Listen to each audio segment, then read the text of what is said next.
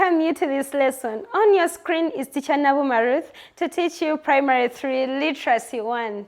Previously, we looked at the loam soil. It is a type of soil where we found out that it has 3 major components: clay, sand, and humus. We looked at its characteristics and its uses. So in this lesson, we are going to look at sand soil in particular. We are going to see its characteristics and again its uses. Let's first look at the picture of sand soil. As we see that picture, I hope someone can generate different characteristics based on the ones we generated in the previous lesson. Okay, here are some of my characteristics. The first one, it has the biggest soil particles. Hope you see that picture. The particles in the sand soil are very big, and once we compare them with other types of soil, we shall find out that sand soil has got the biggest soil particles. Let's try to compare and see.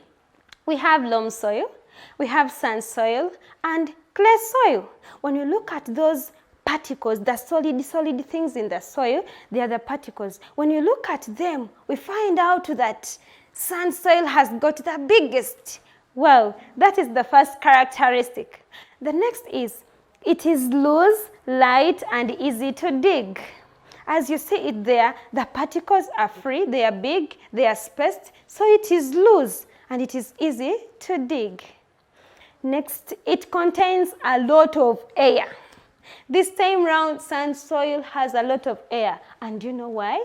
This is because its particles are spaced. And being spaced, they have those holes that allow in air. So as they allow in a lot of air, the sand soil becomes a type of soil with a lot of air. We continue. It has less humus. Unlike the loam type of soil, when we are talking about loam soil, we said it has a lot of humus. But when we come to sand soil, we find out that it has less humus. And when we compare the two pictures, loam soil is black and sand soil is kind of white. The color is not proper. So it has less humus and you can't notice it there. We don't see the black color there. So sand soil has less humus.